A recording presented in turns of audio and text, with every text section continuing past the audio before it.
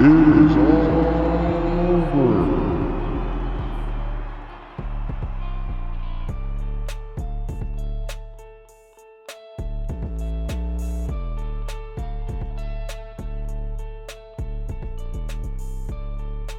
Hello, ladies and gentlemen, and we have got another great interview tonight for you. He is one of the Daze community members.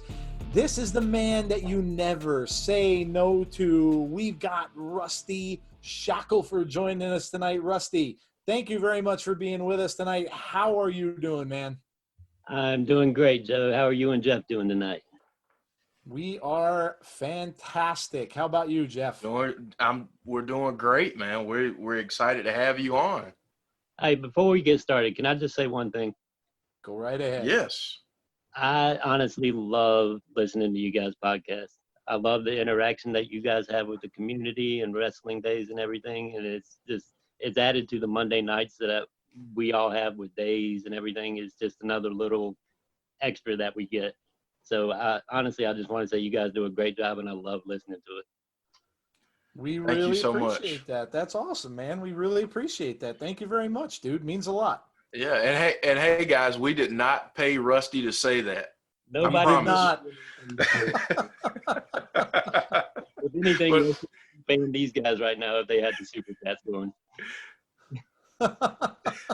Well, hopefully we get to that point someday. Yeah. Rusty. Hopefully we get there. That's what we're trying for. We are just having a blast doing this stuff, and like I said, we appreciate getting it out there to you guys and having you guys be a part of it. So I guess we'll start with that as long as we're on that topic. So when did you find the community, Rusty? How did you come to join up with Wrestling Daze?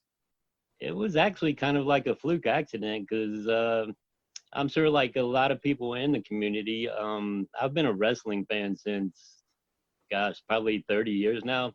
I'm going to go ahead and reveal something. I'm 44 years old, just for everybody out there who's wondering.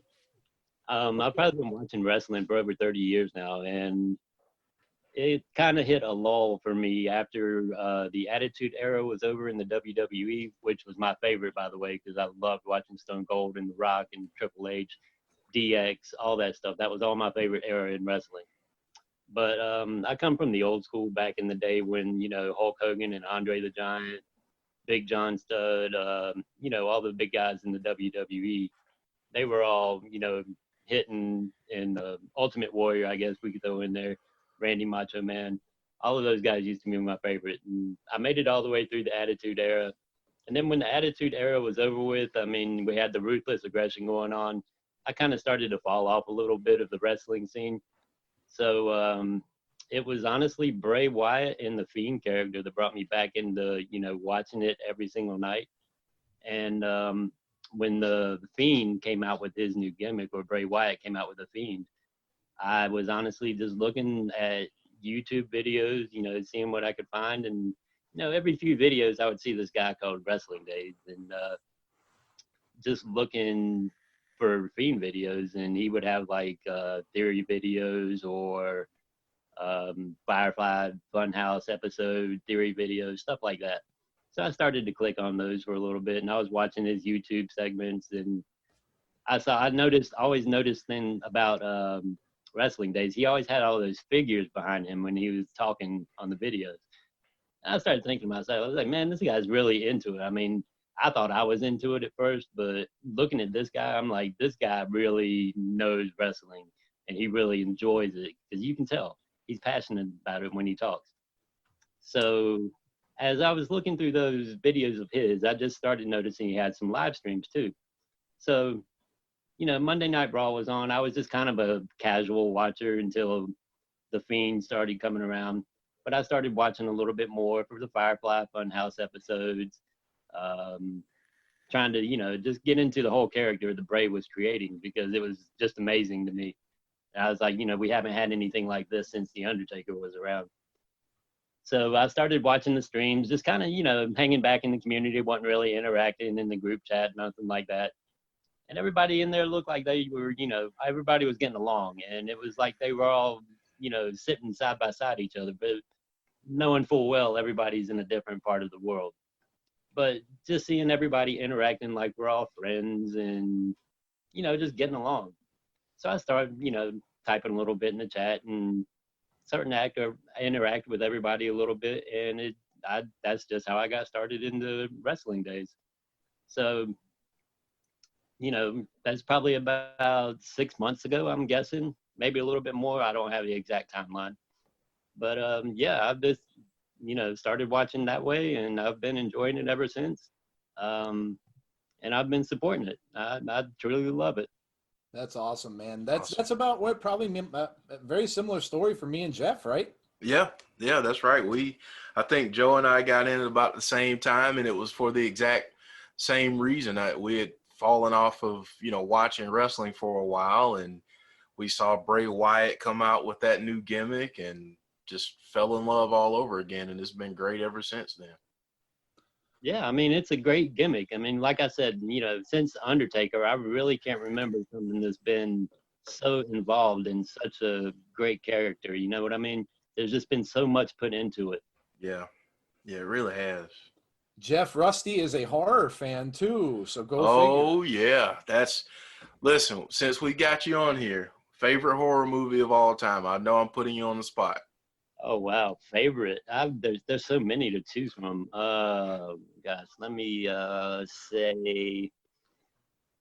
I hate to do this to you, Jeff, because I heard you say it on a previous podcast, but and this doesn't mean that I dislike any other horror movies, but the first time that I saw the movie Saw, Yes, sir. and it wasn't really like a horror movie, I guess. It was more of a kind of a suspenseful, I guess maybe slasher movie is the way I took it. But the ending of that movie just had me like, wow, did that really just happen? So, I mean, that movie kind of always sticks out with me. But like I said, there's so many to choose from. Yeah. Love the whole genre.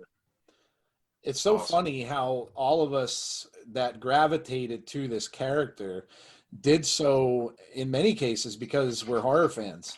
I think that's pretty amazing, and he really hit the nail on the head there, because there's a lot of people that are out there that love the horror genre, and it really kind of made a comeback with the movie It when that was released last year.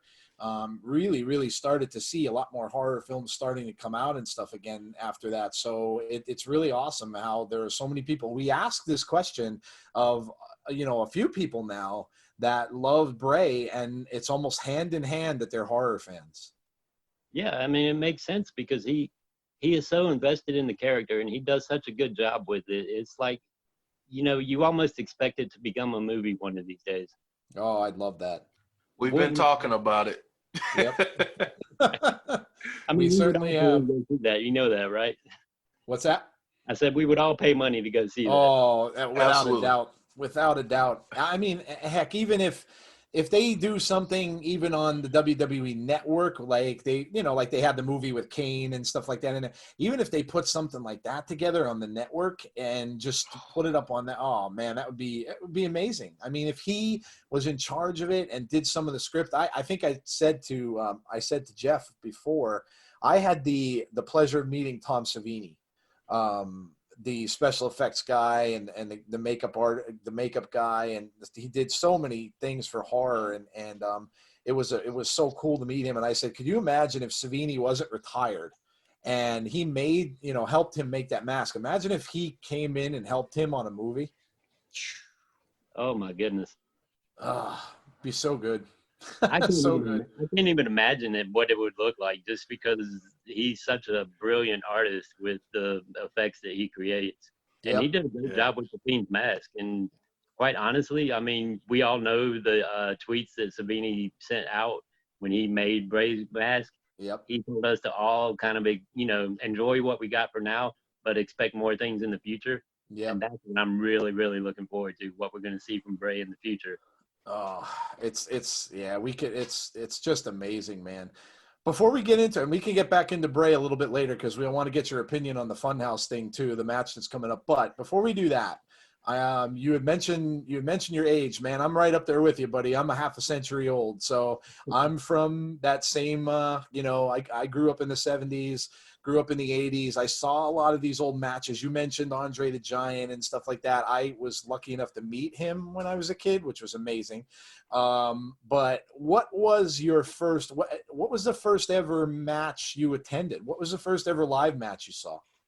Well, the first ever live match that I saw, I live in Charlotte, North Carolina. No way. I do. It's the home of Ric Flair and Charlotte Flair, and I've got another funny story I'll tell you. But I'm right down the road from you. where are you at? I live in Cheraw, South Carolina. Okay, I know exactly where it's at. Yep. Look at that. How you doing, lady? That's right. Neighbors. There you go. The first match that I ever attended was, I was probably, let me say I'm 13 years old. I could be wrong on that, but it was about the same time frame. It was a house show from the WWF back when it was the World Wrestling Federation. It was a house show at the Charlotte Coliseum. The headlining match was Hulk Hogan taking on the Big Boss Man. That's what I was going to see. There were, several other matches that really weren't, memorable enough to stick out in my memory, but I know I was there to see Hulk Hogan take on the Big Boss Man. That's amazing. When that match happened, I was in the crowd. My brother had taken me. He's my older brother. I remember taking off when Hulk Hogan's music hit to come down to the ring, and just taking off and going over to the ramp to try and, slap hands with Hogan or something like that, which I never really got to. But it was exciting enough just to be, that close to him at that age. It was just like, wow, this guy's like an icon. Yep. But yeah, that was the first match I ever attended. That's awesome, man. What a first match. What a first match. I would have loved to see Hogan live. I didn't get lucky enough to do that. But I mean, I did see some of the stuff during that era. I got to see a couple of matches in Philly. But I would have loved to have seen Hulk Hogan back in that day. That's amazing. That's amazing. It was amazing. And Hulk Hogan ended up winning the match. The Big Boss Man used his billy club on him, and Hogan did his thing. He overcame it, started doing the shaking in the middle of the ring, like a classic Hogan always used to do, and ended up turning the match around and won. That's awesome, dude. Very cool. Very cool. Yeah. So, I mean, you're obviously, you told us where you're from. Did you ever get into any of so right around that time, I guess, so was WWE and WWF always your favorite, or did you kind of get into, I mean, when we got into the 90s, we had the big thing with WCW. Did you get into the other ones as well, or did you pretty much stick primarily with WWE? No, matter of fact, when the Monday Night Wars were hitting, when we had Raw going on one station and we had Nitro going on the other station, yep. I was that person that was sitting there flipping back and forth, especially when the NWO hit. I mean, that was amazing to me. So, I was always the biggest Stone Cold Steve Austin fan. He was the reason I even watched, WWE during that whole time. I mean, I love The Rock. I love Triple H. Everybody that was out during that era, Undertaker, Kane, Mankind. I'm going to say, I always hold a special place in my heart for Mankind, just because he always put his body out on the line for wrestling. There was nothing the man wouldn't do. He would always do anything to get a pop. So I always hold a special place in my wrestling heart for Mankind. But Stone Cold, always hands down my favorite. I was always about the hell yeah, the beer drinking, flipping off the ref, screw the boss, Vince McMahon, never listened to him. I mean, he was just the classic rebel in wrestling. So yeah, I was that person that was sitting there watching, both Monday Night Raw, Monday Nitro, and just flipping back and forth and trying to keep up with everything. My head would be spinning by the end of it, but it was such a great feeling because it was just full of wrestling. Absolutely, man. Jeff, I know we were just talking about the big moment when Hogan turned heel. Yes, yeah, we were. That's a moment that, again, I will never ever forget, and not just because my mom got on me because I threw stuff at the TV and dropped stuff, but that it was such an iconic moment, and it really changed the business. And I feel like in ways it made it cool or cooler to be a heel, and that, I mean, I was more of a WCW guy. I did watch WWE at the time, but most of the time I was kind of glued to Nitro, just from a standpoint of growing up here in the South and seeing Flair and some of the guys from NWA. I was more of a WCW guy, but that whole Hogan turning heel thing was just wow. It was amazing. Now that I look on it as an older adult, I really appreciate it now, but then I really hated Hogan's guts. I wanted to go through the TV screen and get him. Oh, everybody did, and that's how you know he played that part so well. Exactly. Because if he makes you hate him, even though you loved him before, you're still sitting there in front of the TV watching him, and that was the job that they were there to do. That moment was just spectacular because no one saw that coming. When Savage was getting beat up and then all of a sudden you see him coming down, the fans went bananas and figured, here he comes and he's going to go in there and he's going to take care of these new guys. And then all of a sudden you just see him turn on Savage. And I've never seen a moment like that where fans were chucking all kind of garbage into a ring. I have never seen that. I've never seen that happen in wrestling before. It almost reminded me of the WrestleMania 3 when Hulk Hogan was fighting Andre the Giant, and they were bringing Andre the Giant down to the ring, and that's back when they used the little carts. Yep. Walking down from the entrance ramp, and all the fans in the stands were just throwing everything they could at Andre, and Bobby Heenan was right there beside him. And I just remember Bobby Heenan getting hit in the head with everything from the fans. And I do remember that, yeah. Kind of like a memorable moment. It kind of reminded me of that. Yeah, no, that's true. So while we're on that topic, WrestleMania is right around the corner. What was your favorite ever WrestleMania moment? Favorite ever WrestleMania moment? Oh, my gosh. You're asking me to choose from 35 different WrestleMania. I'm putting you on the spot, buddy. I'm putting you on the spot. We can't tell you no, but we can put you on the spot in an interview. There's absolutely no way you're going to tell me no, but let me see. I'm going to have to go with, I think it was, 17. I think it was the Undertaker versus Shawn Michaels. Am I getting that right? The career versus the streak? Yep. That was 17? Yep. Okay, I'm going to have to do that one, but it's by like a very slim margin over the first Rock and Stone Cold being a very, very close second. Two very good choices. Both of those are good calls. Yeah, very good calls. Rock and Stone Cold at 15 that was just a hell of a match to me. I mean, everybody was there just to see that. And it was like both of those guys, even I think Stone Cold had turned heel in that match and, shook hands with Vince McMahon at the end of it, which totally caught me off guard because I was such a Stone Cold fan. When I saw that, I was like, oh, hell no, this isn't happening. But it did happen. And he ultimately became, Vince McMahon's little puppet for a while. Yeah. But no, when I got to go with the career versus the streak, just because of the way Shawn Michaels put his career on the line in that one match. The Undertaker, he sold blowing out his knee throughout the entire match, and ultimately ends up, they go back and forth, several pins, 1-2 counts, and by the time the Undertaker has Shawn Michaels so worn down, Shawn Michaels just gives up and looks up at the Undertaker and gives him the dead man sign with the, thumb across the throat. And the Undertaker just finishes him right there. But at the end of the match, they shake hands. And it was just such a great moment to see that. Yeah, I agree, Jeff. What do you think? Those are both awesome calls. I will say a more recent WrestleMania stands out to me, and that's I forget which one. I want to say it was 30 or 32 where Daniel Bryan had the match with Triple H at the start of the show, and then he wins and makes it to the triple threat against Randy Orton and Batista. Yeah, they just showed that. I think they just showed that.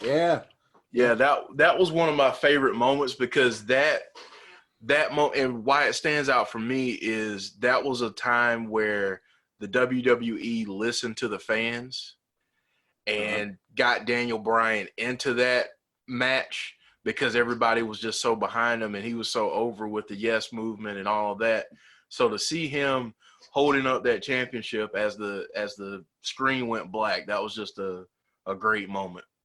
Yeah, and he walks out of that match having beaten, two absolute animals that were in the Yes. ring. I mean, Bautista, the animal, to begin with, but those guys were just so much bigger, so much more muscular, and he just comes out holding up the belt. That was pretty amazing. Yeah. Right. Yeah, I there are so many great moments from so many of these things. I go all the way back, though, to, you mentioned it. I go back to that Andre Hogan match, because to see that, and especially the fact that, I remember watching Piper's Pit when Andre ripped the necklace off of Hogan and threw it at him, and it was just to be a fan of his for a long time from Andre, and to see him turn was just incredible back then. And then to see those two. And, that's back when, you didn't have internet, you didn't have any of that stuff. So there you are trying to watch something. Sometimes if you didn't even have cable, you're trying to watch it through those squiggly lines on a cable box. Yep. And trying to tune that stuff in. And, oh man, that was a lot of those things you even had to watch on VHS a couple weeks after, weeks after it had been released already, was the only way you could really watch it. So, but that one will just stand out always for me, because it was obviously now, watching the autobiography of Andre and seeing the pain that he was in, and, the fact that he went through all that to put Hogan over just made it even that much better for me. Yeah. And guys, you know which match we didn't mention at all? What's that? Steamboat Savage. Oh my God. Yeah. Yeah, that was a classic. Yeah, Classic match. That's probably, I don't want to sound like I'm just, I don't want it to be like hyperbole, but if someone were to say that's the best match of all time, I don't think I could argue with it. Yeah, no, that's a good point you make. That was an all-timer. Absolutely. So let's move on forward here. So what do you think? Well, I'll ask you two questions, because Jeff and I are going to actually start a new segment. We'll give you a little preview. We're going to start a new segment up, and we're going to talk kind of like we did about the Matt Hardy thing. We're going to talk a little bit about WrestleMania, because there was a little bit of a debate in the community as to whether or not they should be doing this. I know Daze had mentioned that the wrestlers were kind of against it, but McMahon had felt as if he had to go forward, and it might be a whole money issue because of the, that WWE's on hard times a little bit. So do you think they made the right decision? Should they have had this WrestleMania? We're seeing people dropping like flies they're not feeling well. Some of them are quarantined. These matches are changing every single day. Do you think it was a good idea, or you think they should have just canned it? Me personally, okay, we're in a very tough time in the history of the world right now, and these are times that no human being has ever had to really live through, because I think the last epidemic that hit the entire world like this was either the Spanish flu, probably even Ebola before that. None of the kids in the stream are going to know exactly what we're talking about unless they're Googling it. Yeah. But if they go back and look, the Spanish flu was what, 1917 era, I think? 1918, I think, yeah. 1918. Okay. Well, the world hasn't seen anything like that since that period. So this is all new to us. And Yep. We've been, running around with our freedom and everything. And, something like this hits us. And it's like it's a surreal moment, because we're told to stay in our houses, and telling Rusty to stay in his house. You know how that's going. You can't tell Rusty no. Yeah, But Rusty is kind of listening on this one a little bit, because I understand there's a sickness going around the world. The only way to really prevent it is for human contact to be non-existent, at least if not for a little while. Let's just stay out of each other's way. Yep. Not pass it on to everybody else, the next person that we see, because there's no face to it. Nobody knows who has it, and if you do have it, you don't know if you're giving it to the next person. So it's like a very scary time. Now, having said all of that, I'm going to say that I'm very grateful that we do have the WrestleMania right now, because I do trust the WWE, not Vince McMahon so much, but the WWE as a company to be smart about what they're going to do with keeping everybody safe. And I also noticed that they said that Roman Reigns had pulled out of the match, which I'm all for, because I want nothing more than Roman Reigns to be safe. I know his immune system is still catching up after he went through the chemotherapy. So, you know, he's still trying to get healthy again. So, you know, I've said it to a couple of guys in the chat before.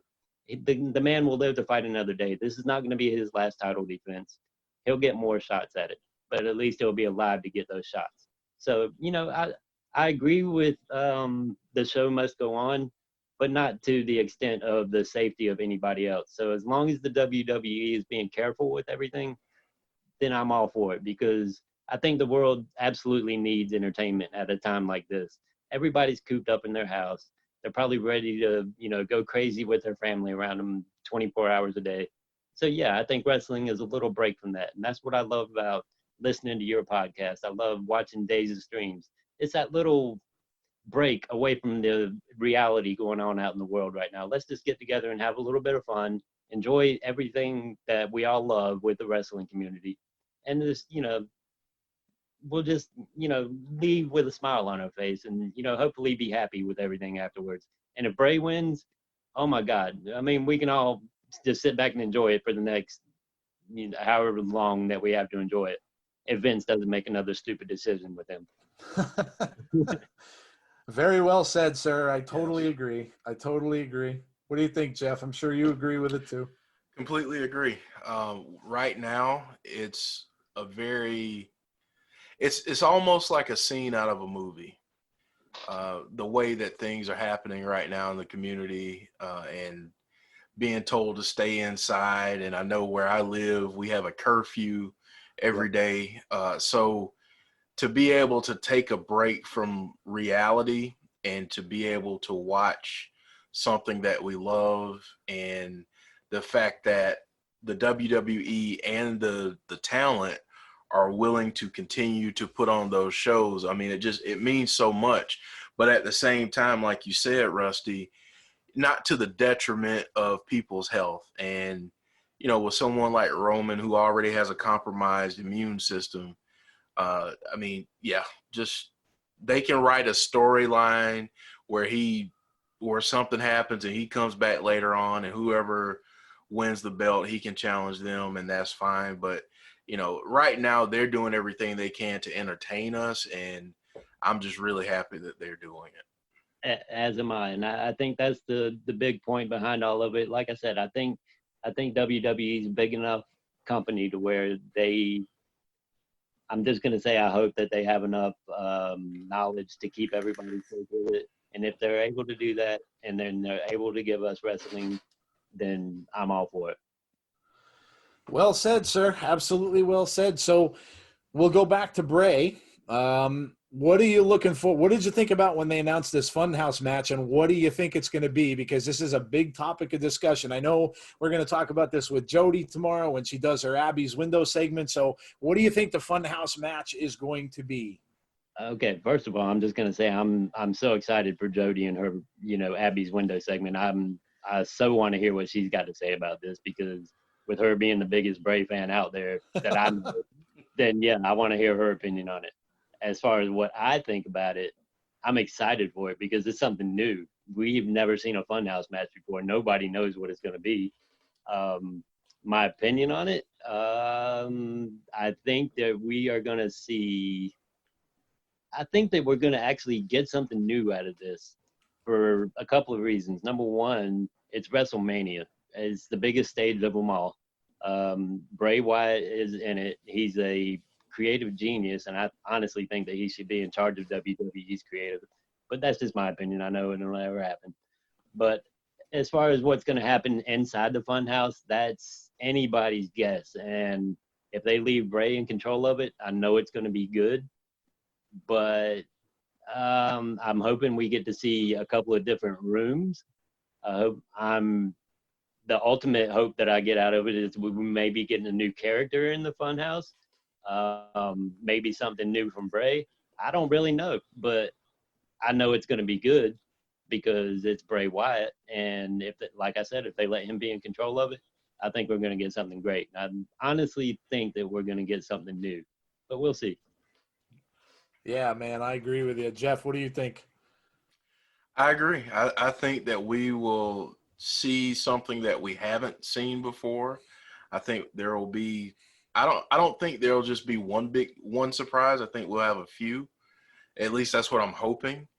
And I mean, I think it's going to be just if given the proper treatment, this could be a match and moments that we talk about, 20, 30, 40 years from now.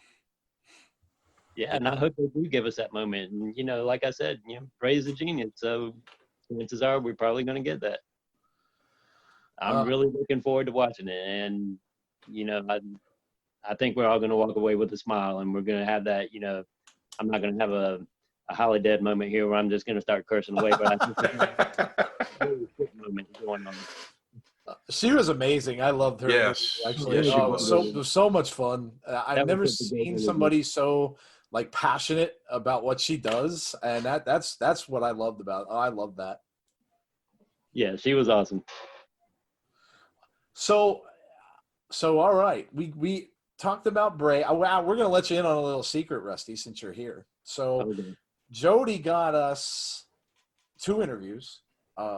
Jesse Cage and Kyle Scarborough, Yep. who are both the guys who are, one's his tattoo artist who helped him create the Fiend's look, and then Jesse Cage is a really good friend of Bray's. And so, yeah, we'll let you in on that. That's going to be out of the bag before Jody's going to announce that tomorrow. So we have 2 interviews coming up with 2 close people very close to Bray. So we're excited about that too. Oh, guys, you got to do me one favor when you talk to Kyle Scarborough. Sure. I need a tattoo from him. I think I remember seeing you say that in the chat, actually, if I'm not mistaken. I will pay him whatever he charges. It doesn't matter to me, but the man does amazing work. I don't know if you guys follow him on Twitter or not. Yep. Yeah. Yep. Yeah. Yep. That comes out of him it's surreal almost. It's like, how can anybody draw that good?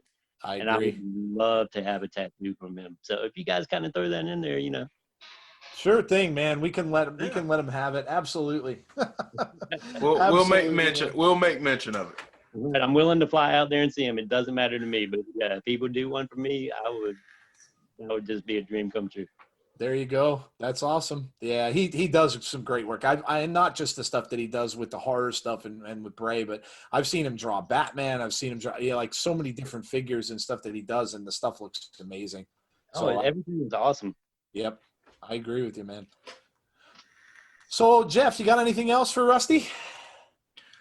So how can people, I know the community knows how to find you, but if people are listening to this interview and they're like, that's a really cool dude, I want to follow him. How can people follow you on social media? Well, that's kind of a tricky thing because we all know that I go by the moniker of RustyShackleford360 on here. But on my Twitter account, that's really the only social media that I use. I have an Instagram, but I'm not really active on it. And I'm not really active on Facebook. I don't really even have a Facebook page. So you're going to have to know my real name in order to find me on Twitter. So anybody who wants to do that, I guess you could do a little bit of detective work, but I'll let you know on here. My real name is Matthew Mondrak. And Matthew is spelled with 1 T. And I'll let you leave the detective work to try and spell my last name. I'm not going to sit here and spell it. So I'll leave that up to everybody who's actually willing to come find me on here. It can't be any worse than mine, my friend. Can't be any worse than mine. So I totally feel you there. Anybody who wants to come and find me, I'll interact with everybody. Look, this is one thing I really wanted to say during the interview. I absolutely love the entire community. I love everybody that I've met on here. You guys, Callan Corner, one of my absolute favorite things. When Daze started that, I was all about it. I would call for it like every WWE stream that he would do, and Jesse was down with it. And I actually bought one of Jesse's artwork pictures of Bray Wyatt, by the way. That's awesome, man. I have it hanging in my living room. It's autographed. That's awesome.